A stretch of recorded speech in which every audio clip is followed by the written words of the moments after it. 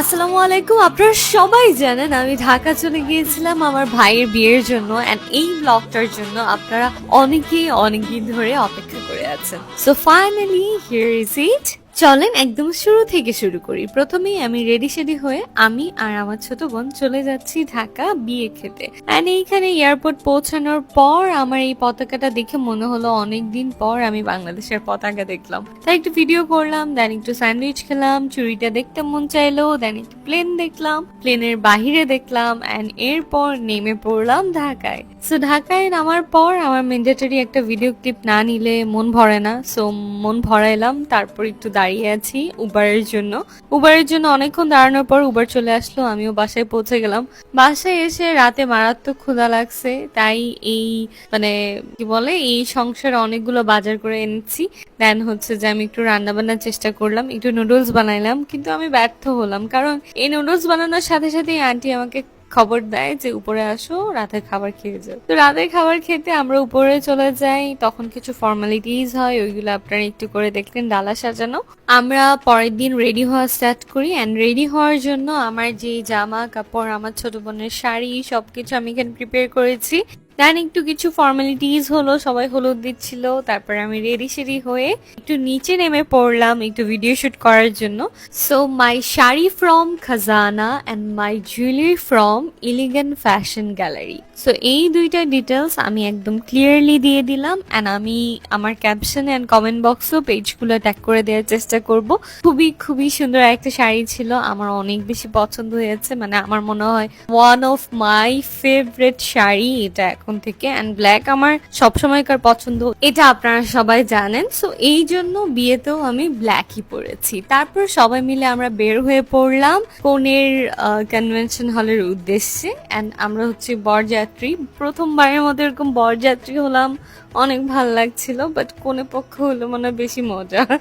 যাই হোক, এখানে নিচে সবাই ওয়েট করছিল যে কে কোন গাড়িতে যাবে, এরকম সেট আপ হচ্ছিল। তারপর বরের গাড়ি চলে আসলো, এন্ড আমরা ফাইনালি পৌঁছে গেলাম কনভেনশন হলে। আর এইখানে গেটে কিছু ফর্মালিটিস হলো, একটু টাকা পয়সা আদান প্রদান হলো, এন্ড আমরা সবাই দাঁড়িয়েছিলাম যে কখন ঢুকবো। ফাইনালি আমরা ঢুকে পড়লাম, এন্ড এখানে ফর্মালিটিস স্টার্ট হয়ে গেছে, বরের যত ফর্মালিটিস, এন্ড বরের সাথে আমরা ছবি টবি তুলে নিলাম। এরপর আমরা একটু খাওয়া দাওয়া করলাম। ভাই এত মজা ছিল, এই চিকেনটার এই রোলটা মারাত্মক ভালো ভালো ছিল। তারপর একটু আন্টির ভিডিও নিলাম, আমার ভিডিও নিলাম, তারপর প্রস্টির ভিডিও নিলাম। ও বেচারা যে কি কষ্ট করে বিয়ে করছে, ও মাই গড। আচ্ছা হ্যাঁ, আমি একটু কনফিউশন ক্লিয়ার করে দিই। প্রশান্ত ইজ মাই ফ্রেন্ড অ্যান্ড ভাই আমার, মানে আমি ওকে ভাইয়ের মতোই আদর করি, সো ওই জন্য আমি ভাই বলি। আপনার ফ্রেন্ডও বলতে পারেন। সো হ্যাঁ, এটা একটা হিন্দু ধর্মের বিয়ে ছিল, অ্যান্ড আমি ওইটাই অ্যাটেন্ড করেছি।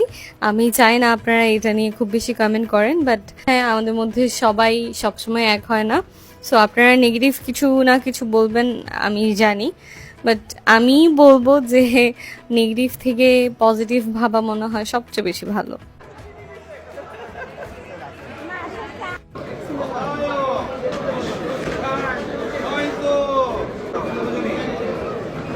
সো এইখানে সব ফর্মালিটিস হলো, আমরা সবাই দেখছিলাম যে কি কি হয়, অ্যান্ড মানে ওদেরকে অনেক দেখতে সুন্দর লাগছিল।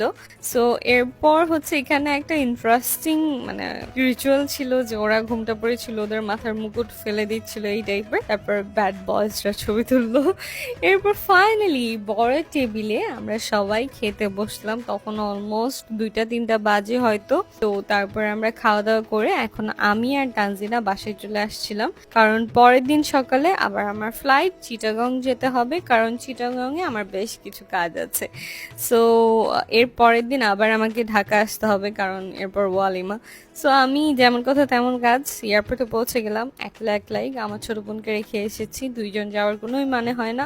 যাওয়ার পথে আমি একটা ফ্রেন্ড পেয়ে যাই, এই যে দেখেন আমার একটা সঙ্গী হয়। তারপর বিমান বাংলাদেশকে অনেক অনেক থ্যাঙ্কস, ওরা আমাদেরকে একটা স্পেশাল মানে বক্স দেয় যেখানে এরকম কোক মানে একটু বেশি আইটেম ছিল, আমি জানি না কেন দিছিল।